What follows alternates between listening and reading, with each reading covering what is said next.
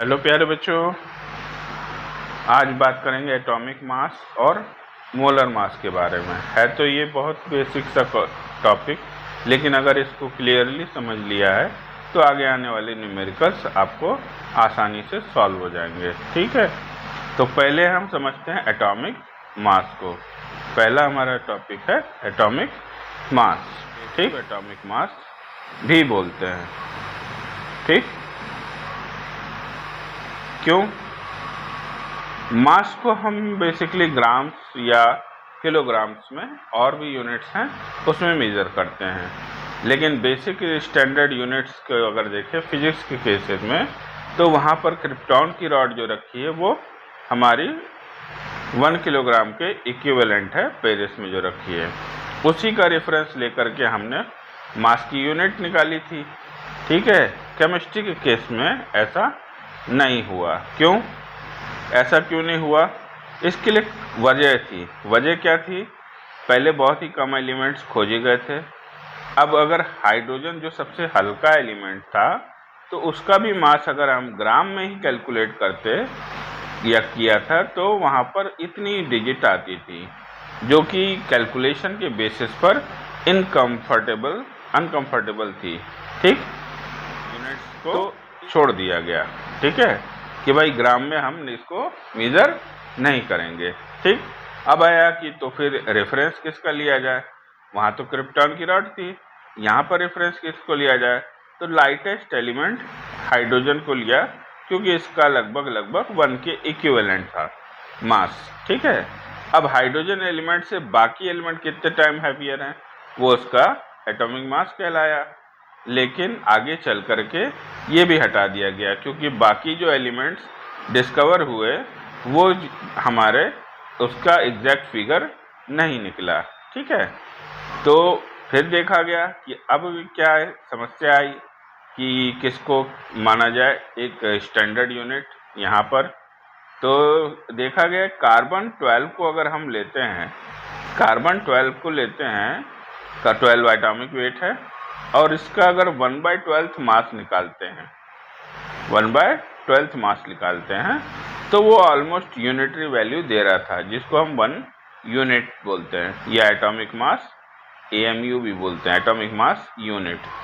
ठीक, अब कोई भी एलिमेंट कार्बन 12 के 1/12 मास से कितने टाइम हैवियर है वो उसका रिलेटिव एटॉमिक मास कहलाया। ठीक है, तो बाकी इसमें बाकी एलिमेंट के इसी तरह से एटॉमिक वेट मेजर करते गए या लिखते गए, और जो है हाँ, जैसे ऑक्सीजन का 16 और सल्फर का 32। ठीक, और कार्बन का तो 12 है ही। इस तरह क्लोरीन का 35.5। ठीक है, और इसी तरह पोटेशियम का 39 और कैल्शियम का 20। बाकी तो इससे पहले वाली वीडियो में दिया हुआ था, ठीक है, वो आप देख सकते हैं। कैल्शियम का 40। ये हमारा आगे क्या है? Molar mass. मोलर मास क्या होता है? तो मॉलिक्यूल्स जो होते हैं हमारे, जो एटम से मिल करके बने होते हैं, वो उनके मास को मोलर मास बोलते हैं। ठीक है, अच्छा, मॉलिक्यूल्स क्या हो गए? अगर ऑक्सीजन गैस का पूछे तो हमारा डाई ऑक्सीजन है O2। ठीक, कार्बन डाइऑक्साइड का फार्मूला CO2, और ग्लूकोज का फार्मूला C6H12O6, और यहीं पर ही एस्टिक एसिड का फार्मूला CH3COOH। ये सारे हमारे मॉलिक्यूल्स हैं, क्योंकि एक एटम से ज़्यादा, दो से ज़्यादा एटम से मिलकर के मॉलिक्यूल्स बनते हैं, जिनका इंडिपेंडेंट एग्जिस्टेंस रहता है। ठीक, अब एक ऑक्सीजन का मास 16, 2 का मास मल्टीप्लाई करता है हमारा 32।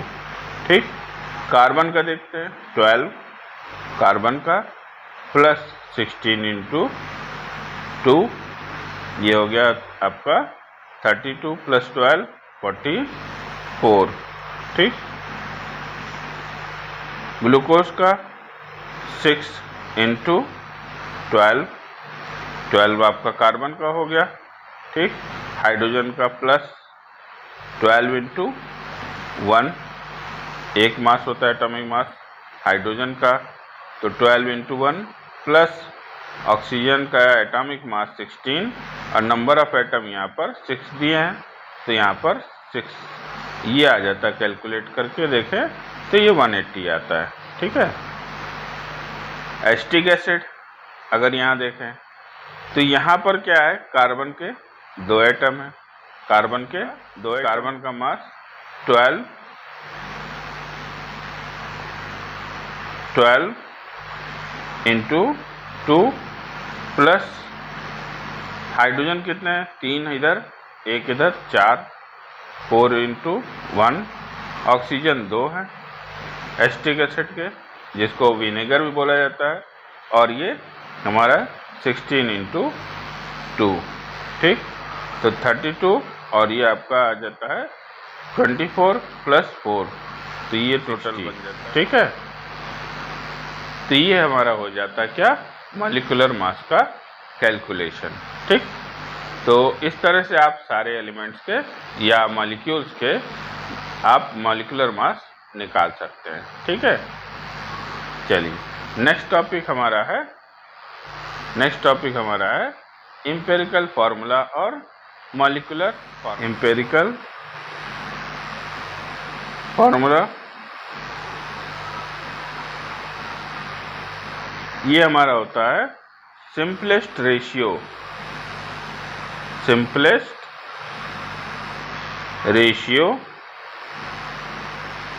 ऑफ एन एटम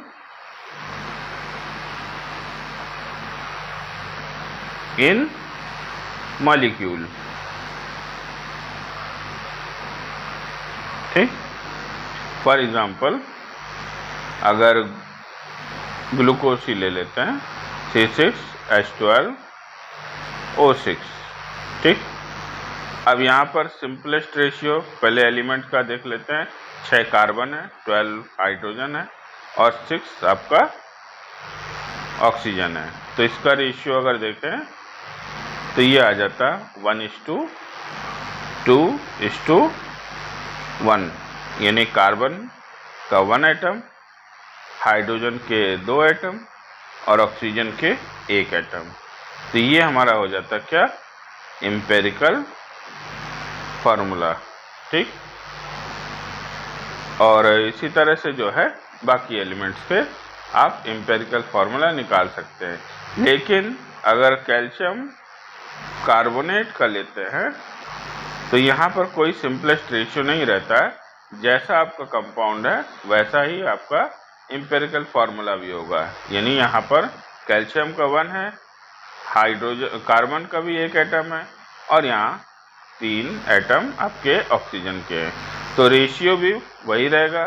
तो यहाँ एम्पिरिकल और आपके मॉलिक्यूलर फार्मूला सेम रहेगा।